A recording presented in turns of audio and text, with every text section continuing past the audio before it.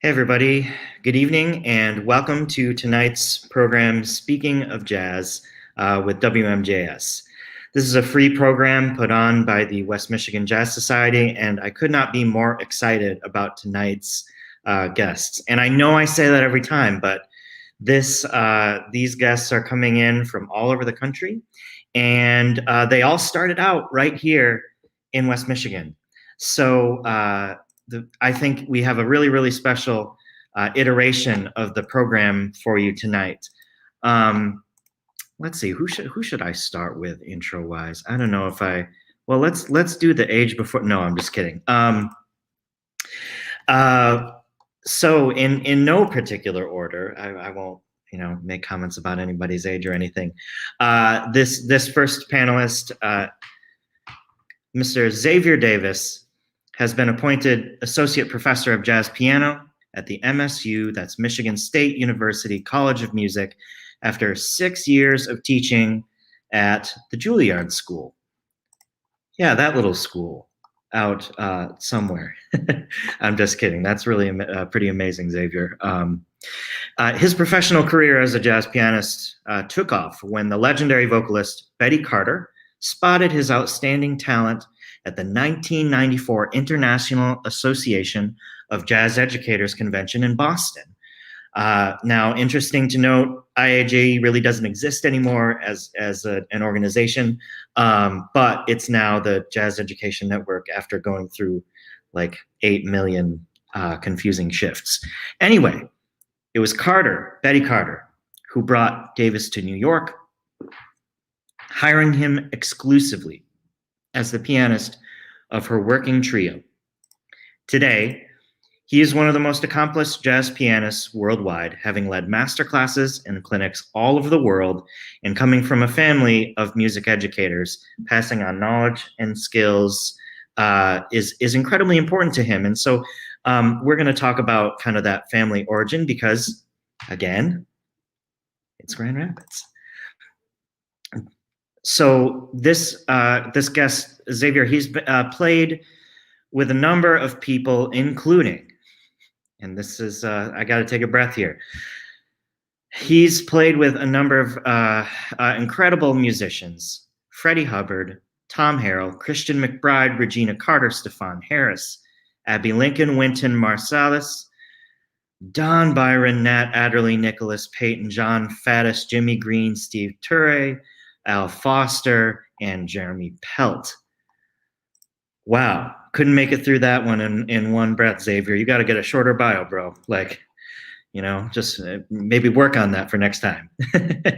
Anyway, as a band leader, he's released 2 critically acclaimed albums, Dance of Life and The Innocence of Youth, both receiving rave reviews. I could go on, but I have to get to the next panelist and introduce this guy. So please welcome Mr. Xavier Davis. Hey, Xavier, how you doing? Good. How are you doing? Doing really well. I have a third album that's about Detroit. So I should mention that, Rise Up Detroit.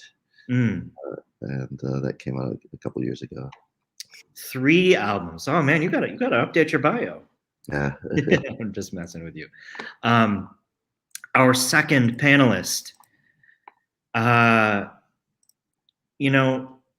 Xavier's going to be meeting this person for the first time tonight, Mr. Quincy Davis. I'm just kidding. Sorry. I'm telling a bunch of dad jokes because I'm really tired. Quincy Davis is the assistant professor of drum set at the University of North Texas. Prior to this, he was the assistant professor of jazz drum set studies at the University of Manitoba, that's in Canada. All right.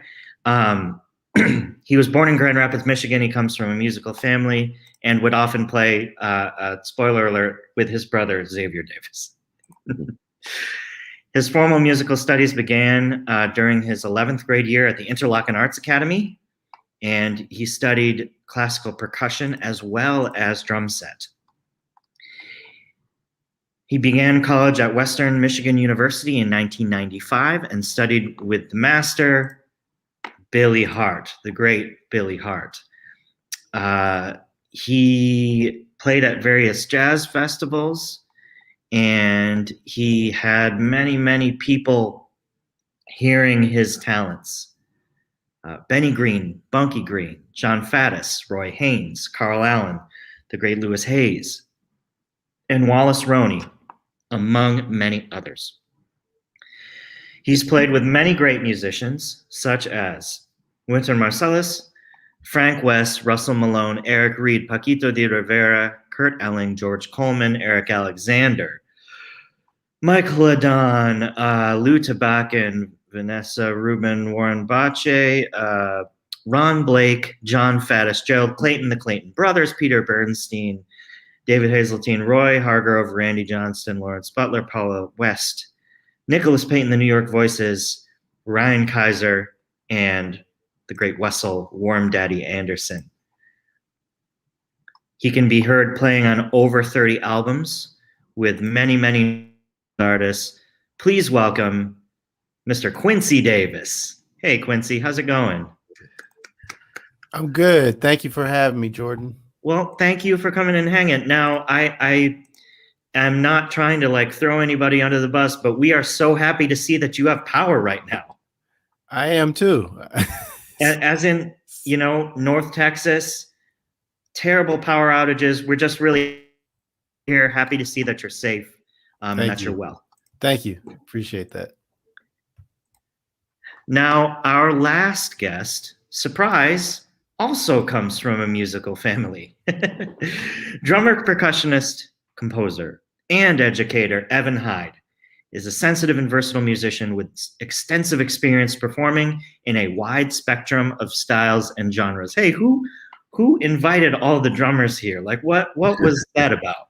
I gotta have a talk with Kevin about this because we got to do a bit. No, I'm just kidding. You did it right. You did it right. Yeah, that's right.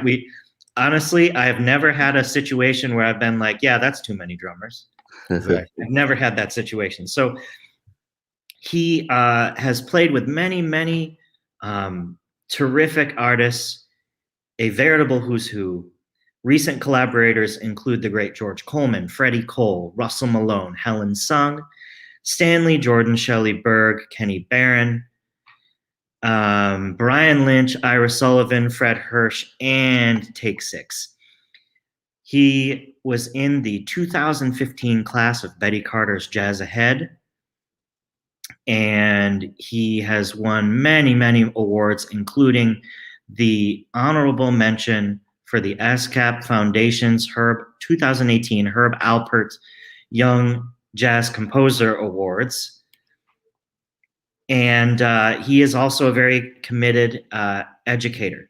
So he's taught on the adjunct faculty of Grand Rapids Community College and Kellogg Community College and presented clinics all over North America. Ladies and gentlemen, please put your virtual hands together for Mr. Evan Hyde. Hey, Evan. Hey, Jordan. Hey, guys. Hey. Thanks for having me. Good to see you all. Yeah, it's good to see everybody. This is, it's a little bit kind of like a homecoming, but nobody's going anywhere. You're all staying put as is, the pandemic way. So we already alluded to this. All of you are from West Michigan. And so I was wondering if maybe you could talk about growing up in West Michigan, and I think particularly Grand Rapids, and kind of what were your kind of like, I say formative years, but like super early formative years of your music study I'll start.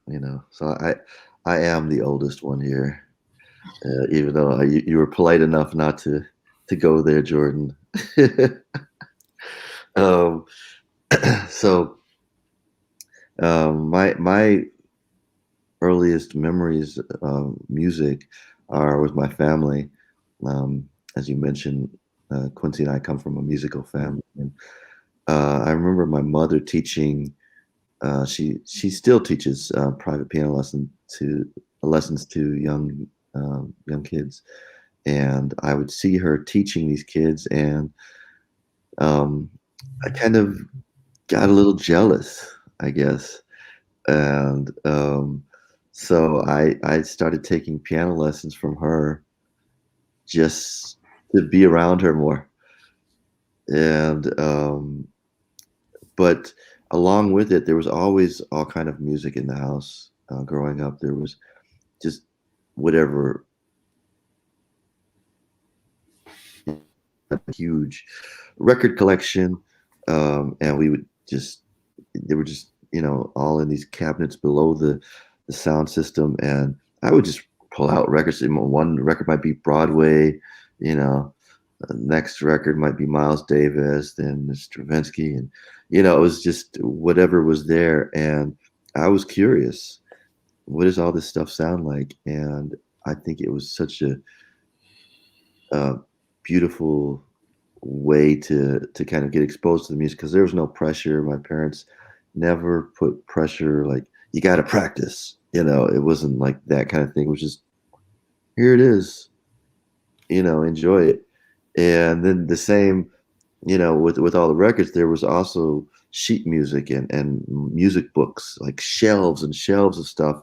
And I would discover, operas, and there'd be pop music books, or Al Jarreau or whoever, and I would just pull them out and just try to read them, even though I didn't necessarily always have the skills at that point to play what I was looking at. It sharpened those skills. And so, and in addition to that, I say my dad, both of my parents were very involved in the local music scene and arts scene in general. And my dad, he directed several choirs at church, and a Jewish choir, even though we're not Jewish, just community choirs. He taught at Creston High School, and they would always have musicals. He did circle theater. He did opera. So there was I would just sit next to him, or just go and just experience those things. And it was like, wow, there's so much, this stuff is cool. And it just, you catch the bug, and there it is. I think being in Grand Rapids, there's a lot of arts there. And between that and my family, I think it was hard not to catch the bug.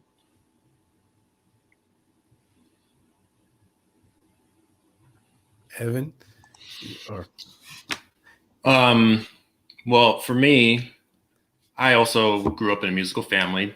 Both my parents are working musicians on the Grand Rapids scene to this day. They've been doing it since I was born, since before I was born. And so, my childhood, I went to a lot of gigs. They couldn't find a babysitter, then I was coming to the gig. So that was just always kind of a part of my life, I don't know any different, it's a unique thing for sure. But for me, that was just, it was normal to be going out to see shows all the time. Just random little, private gigs or cocktail gigs or the festival downtown, whatever. I went to a lot of those gigs when I was a kid, and got to know a lot of the musicians in town from a pretty young age. I didn't really start playing music until maybe at 7 or 8 years old, though. I started taking guitar lessons from my dad, and he taught me how to read music, and kind of started getting me, interested in, taught me how to practice and how to listen, and that was really fun. I really enjoyed that at the time, but I don't think I really got the bug until maybe I was in middle school or so. I was already singing in the choir of my middle school, and they needed percussionists in the band. And the way that it was set up, I had time in my schedule to do both. And I wanted to do both. I wanted to do choir and band. And so I was able to get in, and they had me play the glockenspiel, like the little one with that had the notes like written on the keys, you know. My music teacher, you know, showed me like, yep, this is how you play, and you know, boom, boom, boom, in 10 minutes, and I was in.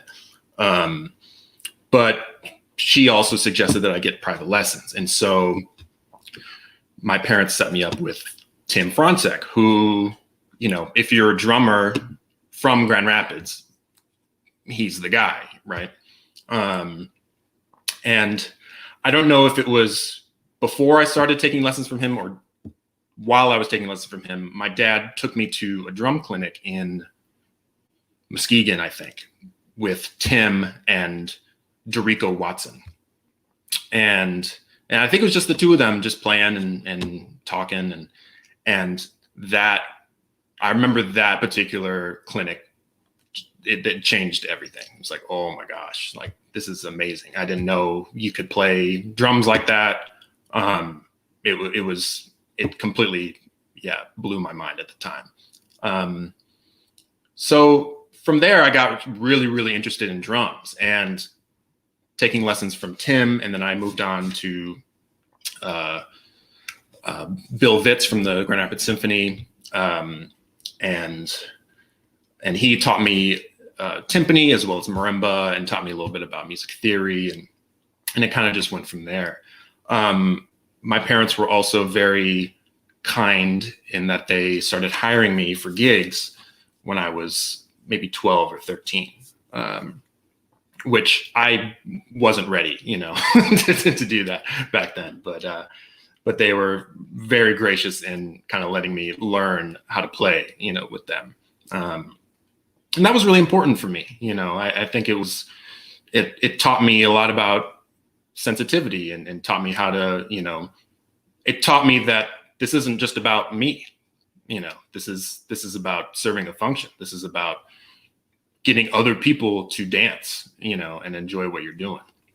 And yeah, that it was great to have that kind of environment to learn and grow within. And then from there, I was very involved in music in high school.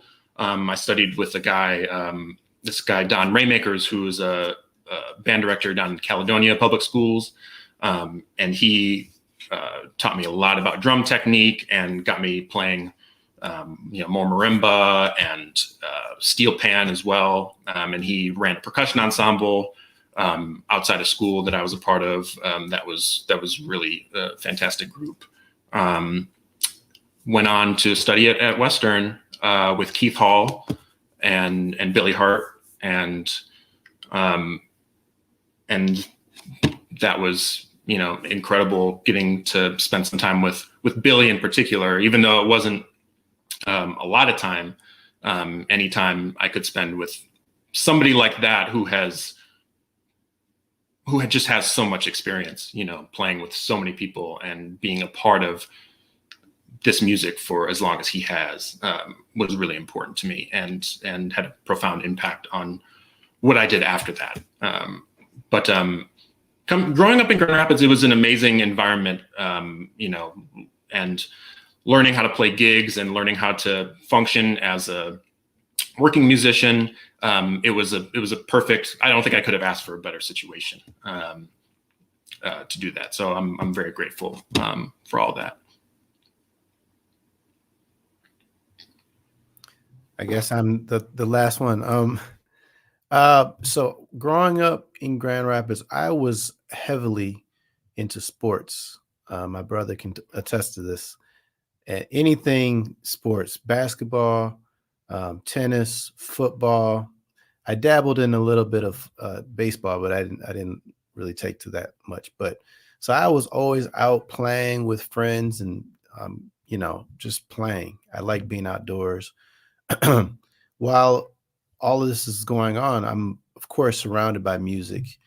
My parents, my brother. So it's all in my ears, and I'm very into it, but not as much as I was into sports. I just love playing with people. But I started out on trumpet, at Shawnee Park off of Burton. And then in middle school, I went to Iroquois Middle School. I don't think it's around anymore.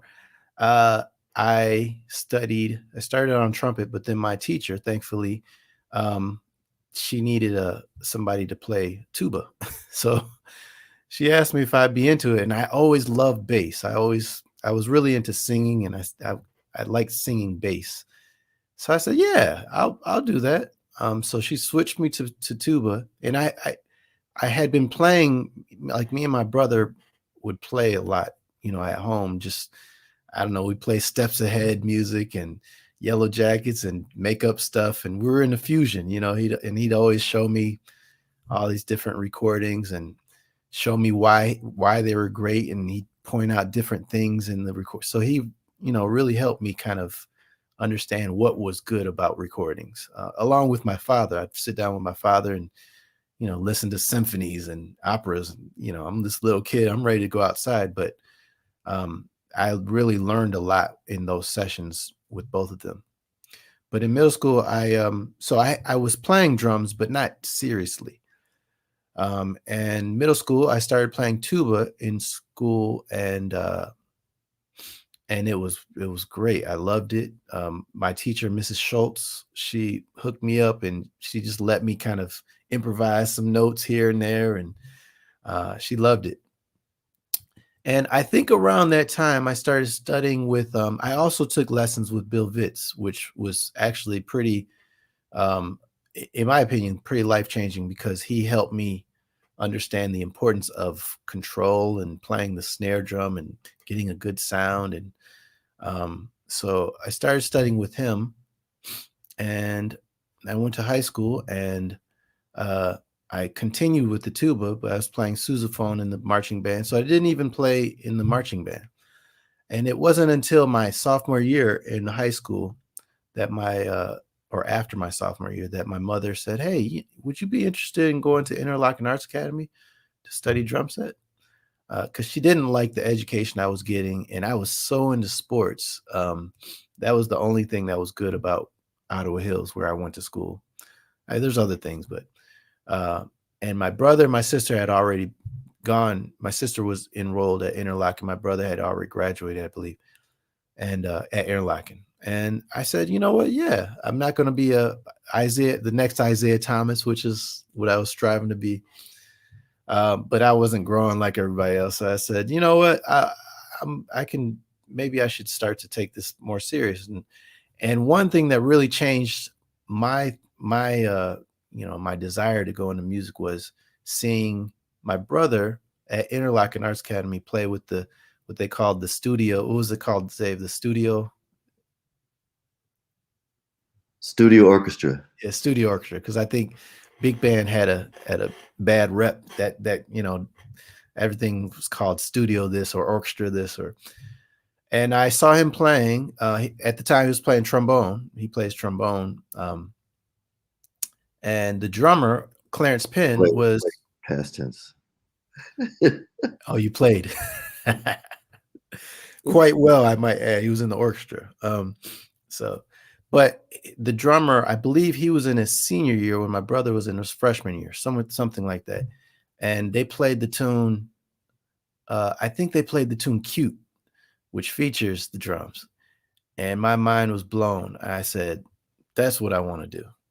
And from then on, I kind of, got a little more serious about drums. I got my little jazz kit. I didn't have a real jazz kit before that, but once I got that, I got pretty serious and started listening to recordings and assimilating and playing.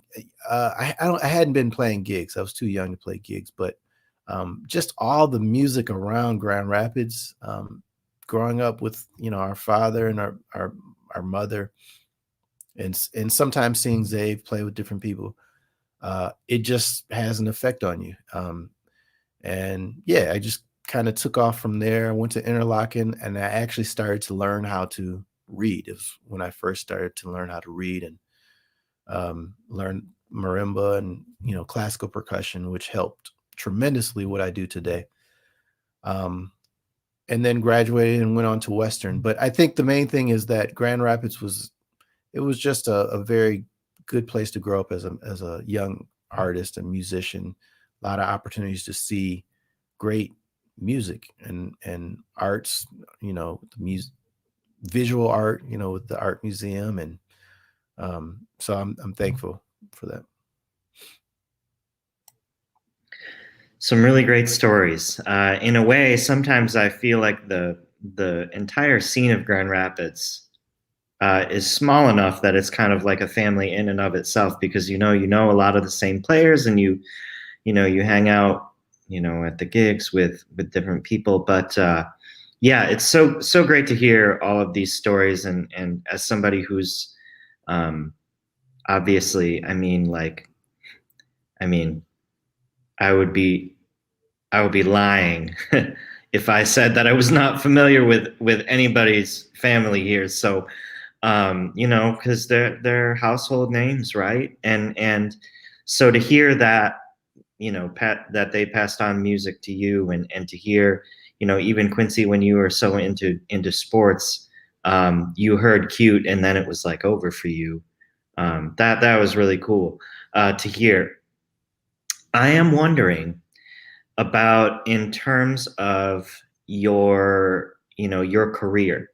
So correct me if I'm wrong, but I believe that all of you have lived in New York City for a while, at least, right? Yeah. Yeah. 20 years. So what impacted you? Grand Rapids is great, but what drove you all out to New York City? What was it about NYC, for those who might not be maybe familiar with the draw for jazz musicians to New York City? That's where it's happening. That's there are other places that have jazz. Jazz is all around the world, but I've always felt that you don't have to live in New York, for a long time. But I think everyone who's a serious jazz musician should spend some amount of time in New York, or at least visit frequently if living there is not possible for whatever reason. I think the energy of the city. I remember before I was still in college, and I was trying to decide if I was going to move to New York. I mean, Billy Hart had been coming, and I would talk to him, and I was friends with Benny Green, and I'd met a few people that were working musicians in New York, but still, I didn't know if it was right for me. I'm coming from Grand Rapids, and it's a very different place, and so I got a grant, just a small grant, to study in New York.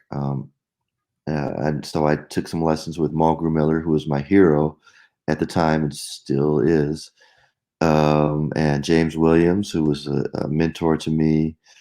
And I got to hear a lot of music. And I was there for 2.5 months or so, and just being there at that time, and just feeling the energy of New York, living in this tiny bedroom that and then on top of that, I needed a piano, so I rented a little spinet. So I had this little bedroom, and then half of it was filled with this spinet. So it was like a spinet and a small bed, Where was that? That was on the Upper West Side. That was on 108th and Broadway. Wow. And I got it because I had friends from high school who were already living there, and they needed a roommate. And so there were 4 or 5 of us in this railroad apartment, and they also, knowing them, they introduced me to some of the musicians they knew, and it's just as Quincy and Evan will attest to, you just meet 1 or 2 people, and then it just snowballs, and you start meeting everyone. Really, it's not a huge community, So it's but I think just the energy of New York, it affects the music. There are great jazz musicians all around the world, but you could tell when someone's spent some time in New York. I don't know. Yeah. I was gonna say, I don't know if you remember this, Zave, but this is after Zave moved, and I was contemplating. Well, I ultimately wanted to move to New York, but I was scared, like everyone is before you move. Like, so I thought, well, maybe I'll move to Chicago first, and then graduate to New York because I was much more familiar with Chicago. And Zave, I don't know if you remember this, but he said, why would you want to move to Chicago when if you move there, you're going to end up getting comfortable, and you're never going to end up moving to New York. Do you remember that? I don't remember that. I remember Yeah. that's something I would say. Yeah. I don't remember saying it. That's the only reason I didn't go to Chicago, honestly. And it just made so much sense. And so I went ahead and I, after graduating from Western, I took a year to teach in Grand Rapids Public Schools, actually, middle school music. Actually, it was an amazing year that I learned a lot about myself. But I saved up money and moved to New York in 2000 with $400 and a dream. Somehow I didn't. That year I saved up a lot of money, but I mean, you guys know when you move there, you got to put down the security deposit, the last month's rent, this, that, and so it kind of all went bye-bye. But same thing that Zave said, it's just an energy that you get from being there. You just walk down the street and it just makes you want to do something great, and in fact, you have to do something because if you don't, you're out of there. That's kind of like the deal. Like you have to raise your game or else that's it. And so it forces everybody to do that who really wants to stay there. And I think that that's a beautiful thing. And that's why the level is so high there. So. Yeah, for me, New York was the idea of me moving out here didn't really become serious until maybe in the middle of college. And I think in working with Keith Hall at Western, that he had a big influence on me with regards to that, him having lived there for the amount of time that he was there. And he was really the only person that I, at that time, had contact with that had kind of an understanding of what is the reason that someone like me would want to move to New York, what's out there for me, and when it got to me graduating from Western, I ended up going out there. Well, I moved to New Jersey to start a graduate program at William Patterson, and I was there for only 1 year. I didn't end up finishing there, but the time that I was there, I was in the city constantly. I was just, going in and just trying to see as many shows as I could. Took some lessons with folks. The whole thing that you do when you're there. And I knew at that point that like, okay, yeah, I need to get back here and live in the city at some point. Due to money circumstances and other things that were going on, after I finished that year of school, I ended up moving home to Grand Rapids and took a little time off, did some teaching. That's when I was working at the colleges and trying to decide what I wanted to do. I had thought about just trying to move back out to the city, but my parents encouraged me to go back and finish my degree. And so I ended up moving to Miami and getting my master's degree down at University of Miami, and was there took 2 years to get my degree. And then I stayed for another year and worked. And that was kind of the point where I was like, okay, it's really comfy down here and the weather is beautiful and I'm working all the time. I'm making good money. Like, but what am I trying to do? Am I going to stay here or am I going to try this New York thing? And I decided now is as good a time as any to go and just give it a shot and, see if it works out. I had a pretty good network of folks that were out there or out here at that point. And, it ended up being it's never an easy transition. I spent the first month crashing on people's couches, just like trying to get my feet down somewhere. And eventually like things got comfortable and, but, the first year is always a little bit tough trying to network and look for work. But I think one of the big things for me, one of the big reasons that I decided to come out here was all the things that you guys already said, but also, I think it was important for me to try to play with people that are elders, people that have been around for a long time, that really understand the music and understand the business. And I think, and maybe it was in talking to Billy or a number of other experiences that kind of told me that like the best way to really learn how to play this music is to play it with people that have been doing it for longer than you. And that was one of the big reasons I decided to come out here, was because I wanted to try to connect with those people and those people in the generation above me and above that. And I'm really bad about connecting, like going and trying to reach out to people myself. But I'm lucky that I work with a lot of people that are really good at doing that. So I've been lucky in that I've been able to work with some musicians that I've looked up to for a long time and I've been able to learn from. But I think that's one of the main reasons why I think I decided to come out here. And, I don't know how long. I've been here for about 4 years. And I don't know how long I'm going to stay here, but it's been the growth that I felt for myself in being here has been tremendous. And I wouldn't trade it for anything.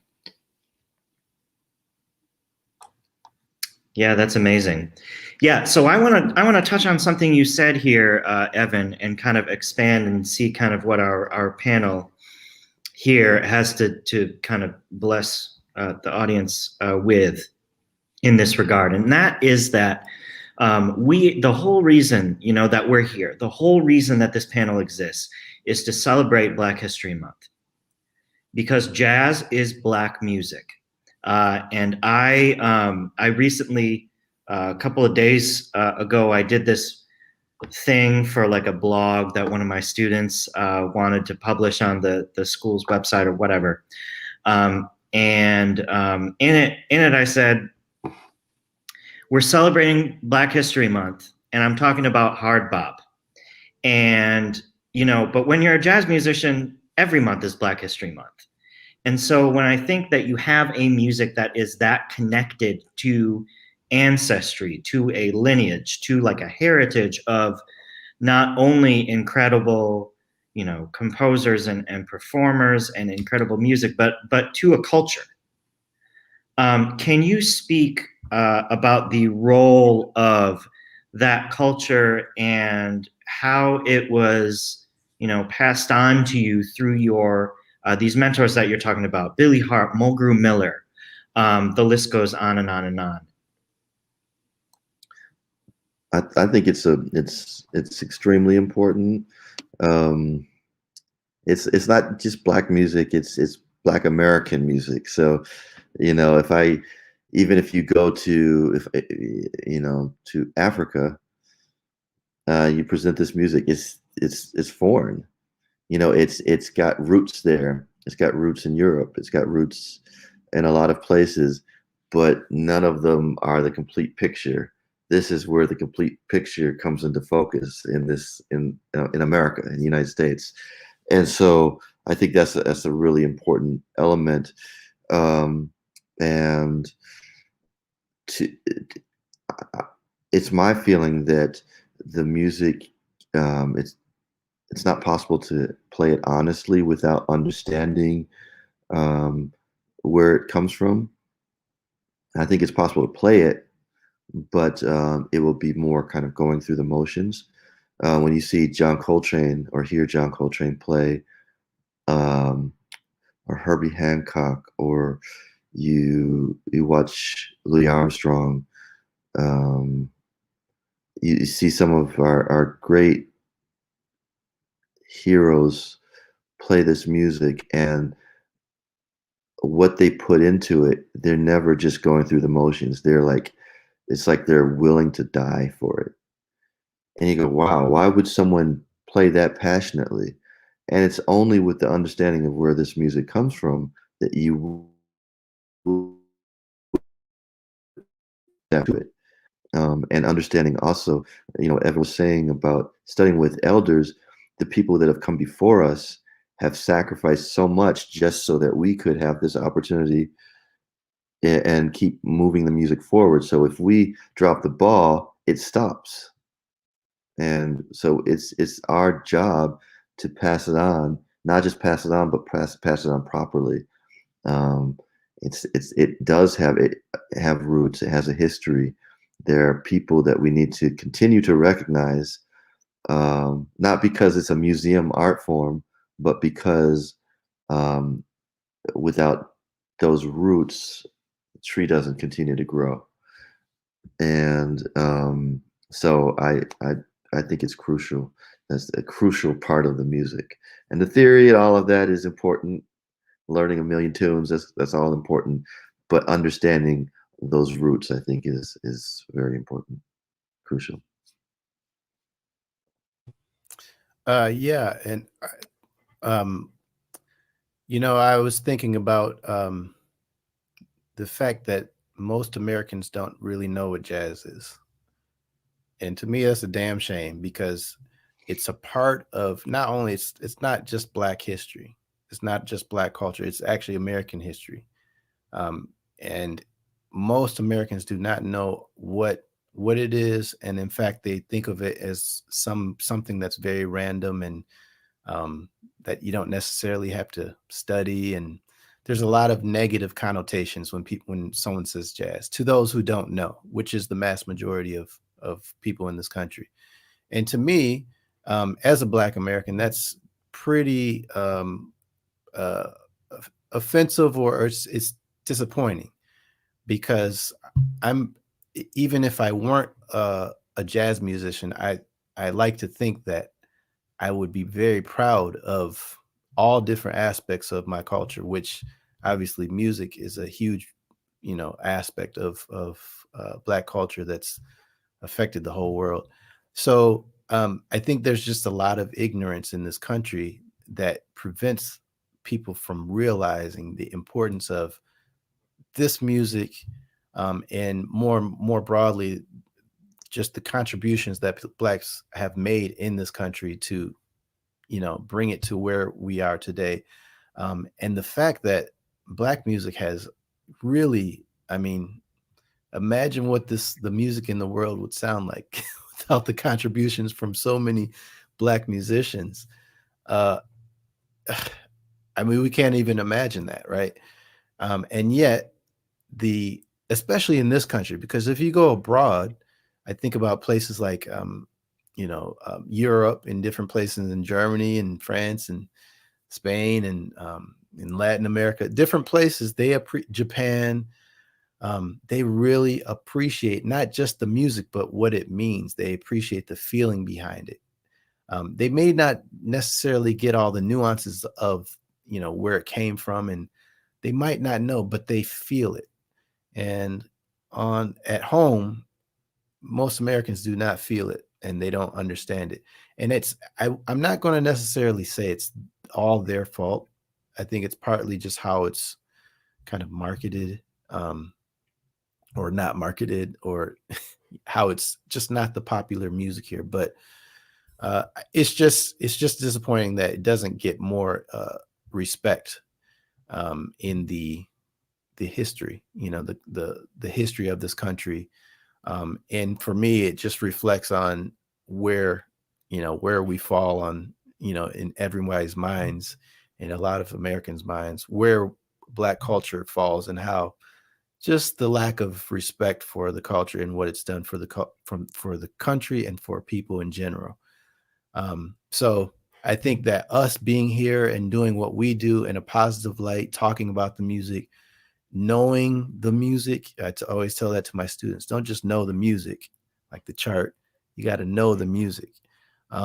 That's what we have to do. We have to continue to know the music, study, learn the history, learn about all of these incredible contributors and innovators, most of which are Black Americans naturally. That's what we have to do, and we have to pass that on to all of us we teach. That's what we have to do. And also obviously play, every time we play, we have to represent the music in the best light possible so that people understand, oh, wow, there's something little more there than just bing-a-ding, dig-a-ding, dig-a-ding, Yeah, I mean, I don't have a whole lot to add. I mean, I think you guys kind of hit the nail on the head with everything that you've already said. But yeah, I mean, I think that speaks to what I had said earlier, just about why it's so important to seek out the elders and to really seek their knowledge out and seek their experience out, and go beyond what we learn in school. I mean, school was very important for me, and it's very important for a lot of people, just in terms of learning skills and understanding how to work with people and understanding how to learn music and also how to teach myself.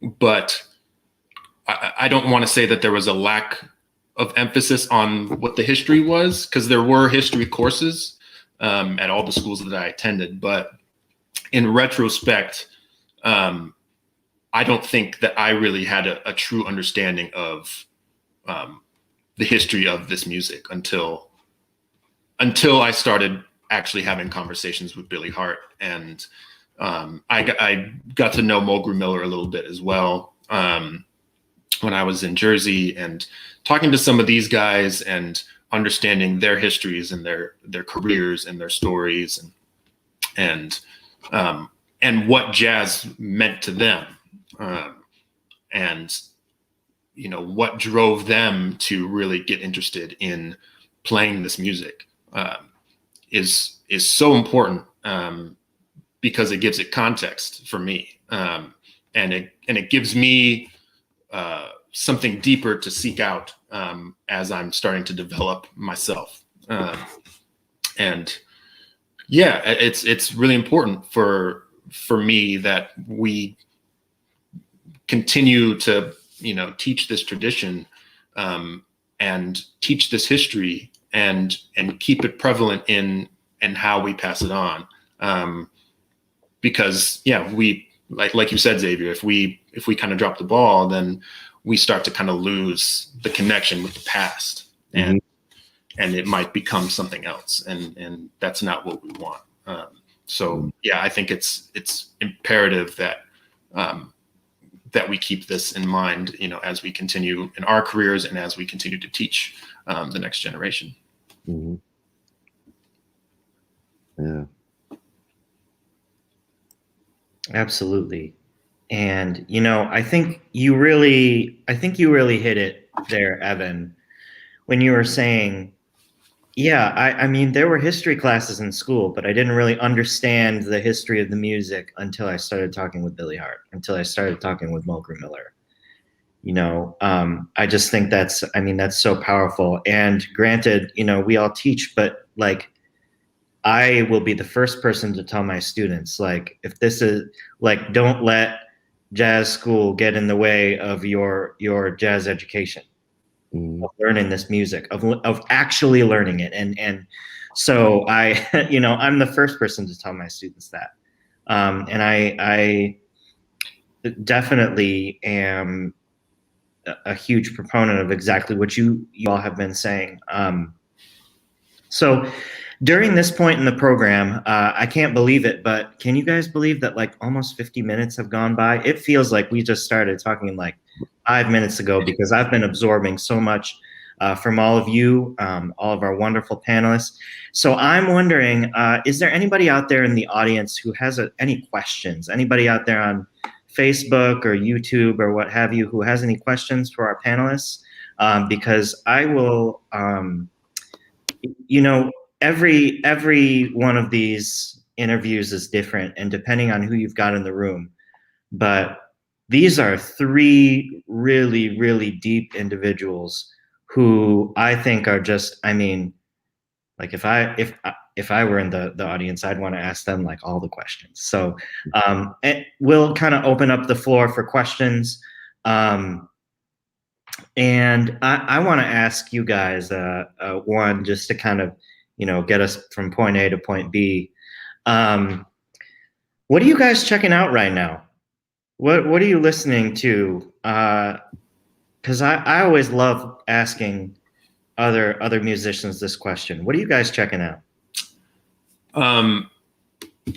For me, recently, I've been checking out one particular record that I think came out last year, maybe 2019. I think maybe this past year.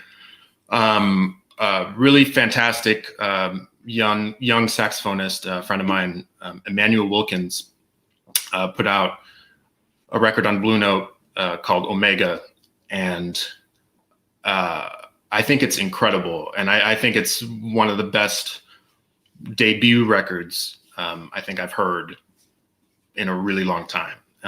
Amazing group, amazing tunes.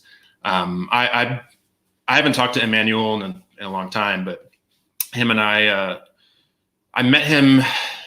We attended the Banff Creative Music Workshop together back in 2016, and he was 18 at the time, and he sounded phenomenal back then. But it's been really fun watching him really develop his sound over the past few years, and he'd already been doing a bunch of stuff. I think is or was a student at Juilliard, and he's just kind of really grown into an incredibly mature player and composer, and his band is slamming. It's one of the some of the best young up and coming cats on the scene, and been really digging that record. Also, with the recent deaths of Chick Corea, as well as Milford Graves, I've been kind of going back and checking out some of that music. And Milford Graves, particularly, been trying to find some other stuff of his that I hadn't heard. One of them being him. He was playing on a Sonny Chirac record, one of Sonny Chirac, the guitarist, one of his first albums, or maybe his first album, called, I think it's just called Black Woman. And I can't remember the year, but Milford is playing on it, and it's a mostly just free kind of avant-garde record, but or at least free time, record, and but some of his shapes that he's playing, the textures, is really cool. And I don't know if he really got enough credit for some of the innovations that he came up with in terms of sound and texture on the kit. So I've been kind of digging into some of his stuff lately.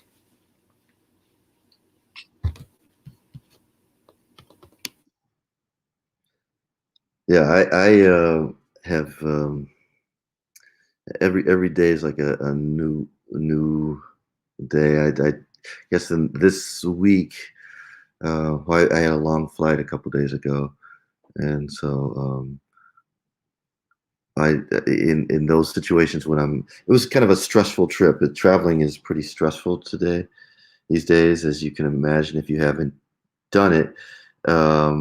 And it was international travel, which adds another layer of stuff. And so I listen to music to kind of calm me down, which music doesn't always calm me down. When it's funny, when it used to be, before it was my career, it always like relaxed me. and now I have to kind of train myself to be in a different mindset of just listening for pleasure. But music, one type of music that always kind of effectively does that, Brazilian music. And so one of my favorite people to listen to is João Bosco, guitarist and singer. So I was checking out a lot of him on the flight home, as well as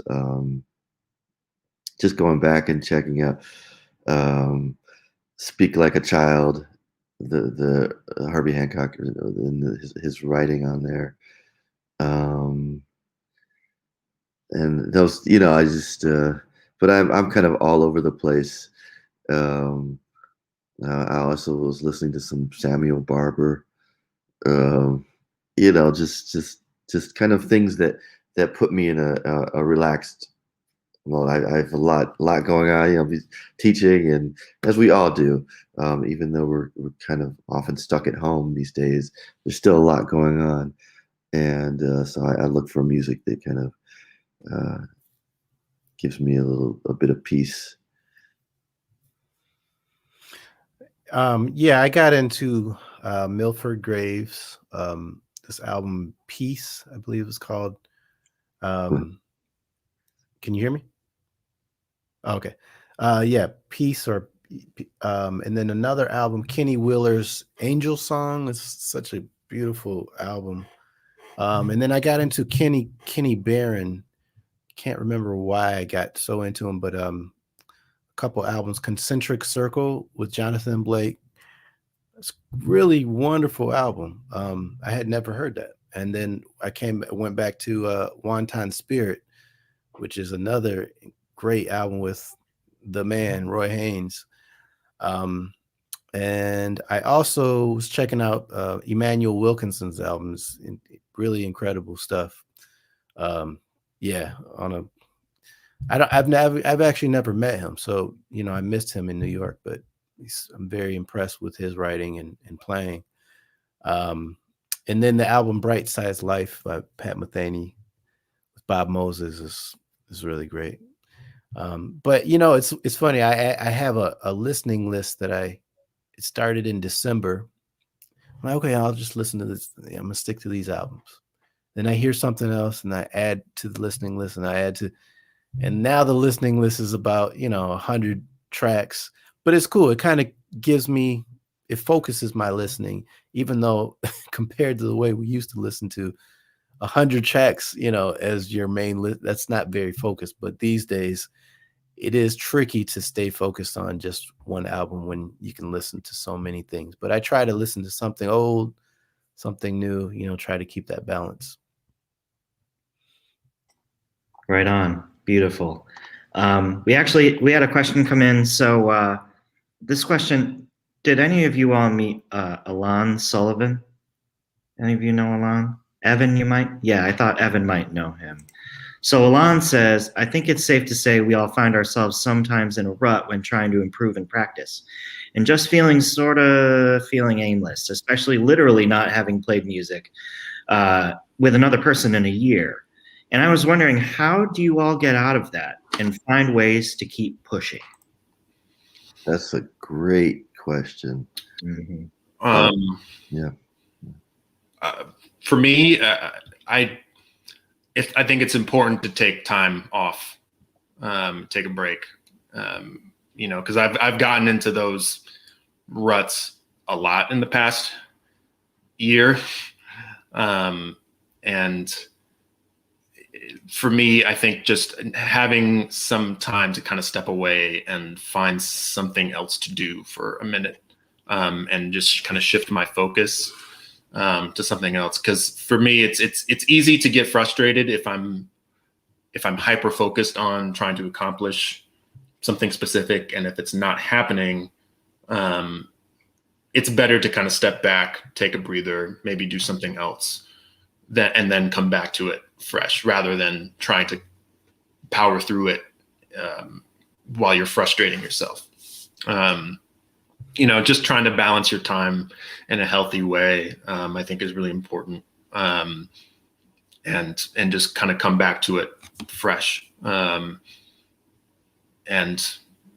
yeah, I mean, the pandemic has kind of changed my whole view of practicing and time management, because I have a lot more time now than I am used to having, and it's easy to waste it. So I had to be really, really careful and kind of how I use my energy, and but it's been good, and I'm trying to, keep working on it and practicing. I still don't feel like I know how to practice as efficiently as I could. It's still a process for me, and it's changed over the years, and I think I'm improving. But it's good to, for me, give myself parameters. Like, I will practice, an hour on this one thing today, and then stop. Or an hour on this thing, maybe another hour on this other thing, and that's it. And rather than kind of jumping into something, not having a plan, and just kind of playing and wasting time, for 3 or 4 hours. Being organized is really important for me, to feel like I'm being productive in that way. But doing that and then taking time, to do other things, I think is really important. Yeah, I say also for me, it's important to take the pressure off that something amazing has to happen. That I've got to come up with a great record, or I've got to be amazing at this skill set or that skill set. Just finding your joy in the music again. Just one step at a time. It might be some piece of, like, a recording that you can always count on to kind of lift you up and to bring you back to the reason you got into music, because we can lose focus of that. And that can, once we lose focus of why we got into it, we get distracted by the business, and you look on Facebook and see what other people are doing. Oh, this person's doing this live stream. Oh man, they're better than me, or whatever. Like, we lose all the focus of why we love music, and so you have to have those things that bring you back. Then there's the aspect of that art doesn't live in a vacuum, and that it's supposed to kind of represent life, and we're supposed to bring our life and portray it musically. So I know some people that just practice, and I wonder what they bring to the music besides more music, like. And so when you have more time like this, go experience some things that you might not have when you're super busy. When you're like, oh man, I never get a chance to practice because I'm always on the road, I'm always teaching, I'm always blah blah blah, so always the kids or whatever it is. When you have that extra time to just go for a walk and experience that, then you hopefully can bring some of that back to the music. And if it's not there, don't force it. Don't stress about it. It's what it is. Yeah, every aspect of well, I mean, in the broad sense, your life, you're growing, obviously, but you're not just growing when you practice. It's kind of like going to the gym. You don't build muscle in the gym. You build muscle when you're resting. And I think that we have to kind of own that and trust that is true. That, yeah, I mean, you have to practice, obviously. You got to put in the time at some point. But you have to also know that when you're listening to that classical piece, or you're watching a video of somebody, that's also helping you. It's a part of the process of growing as a musician, and counting that, towards, it's part of practicing. You're practicing how to listen. You're practicing how to carry yourself. Also, it's something that kind of like that Xavier said, I always tell my students to try to have high standards, You want to keep your standards high, but keep your expectations low, and that'll keep the pressure off you. Otherwise, if you keep your expectations high and then you don't meet those expectations, then you're bummed and you're in the dumps for a while and you got to come back up. But if you just keep your expectations low, but you're shooting towards those high standards, and it means that you can accept what you did and you're okay with it. You're not going to beat yourself up, because that's counterproductive. Accept it, whether you loved it or you hated it. It's irrelevant, because it happened already, and it is what happened today. So let's move on and continue to understand that this is it's really a lifelong process, and everybody's pace is very different. And we can't worry about, okay, well, that person's doing that and I can't do that, and that's a waste of time. And the other thing is, I've given myself projects. I just constantly keep myself busy with projects. I started an interview series. I have a YouTube channel that I do things, and I just got busier doing those things because now I have more time. I'm putting together a Black History, Black History video on jazz right now for my cousin. Just, I think Zave's doing something similar, but just these little projects that when you do them, there's so much that you learn that you wouldn't have learned. I wouldn't have learned just going. While that's important, there's a whole lot of other things that can get me to a higher place, as a musician and as a person. And I just want to add one thing. With practice, I tell my students, you kind of have to prioritize your practice with your priorities as a musician. And so, you have long-term goals things you ultimately want to be able to do. And maybe they're just ongoing, learning tunes and getting better technique. And then you have these short-term goals, like for specific projects. And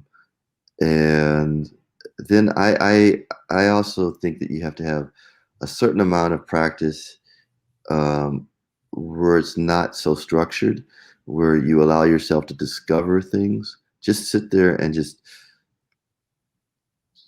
I don't know, you just think about something. I've always wondered about this. Let me see, what happens if I change this note in this chord and then move it around this?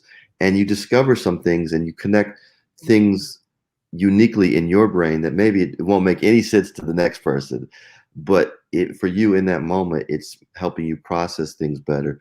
And so when there aren't a lot of gigs, then you don't have so many necessarily short-term goals. So maybe you're working more on your long-term goals, and you have more time for the discovery part of practicing. And so reprioritize things to meet your current needs too. Great advice. Just really, really a lot of wisdom in the room tonight, and there has been all night. I'm really grateful to all three of you. Thank you from the bottom of my heart for coming on the show and helping us celebrate Black History Month and for providing all of you your own unique, beautiful perspective on what what being from Grand Rapids has meant to you and what the music means to you. Your passion is clear, it's evident, it's and it's infectious. And the depth of this conversation was really, really just incredible. So Xavier, Quincy, Evan, thank you all so much.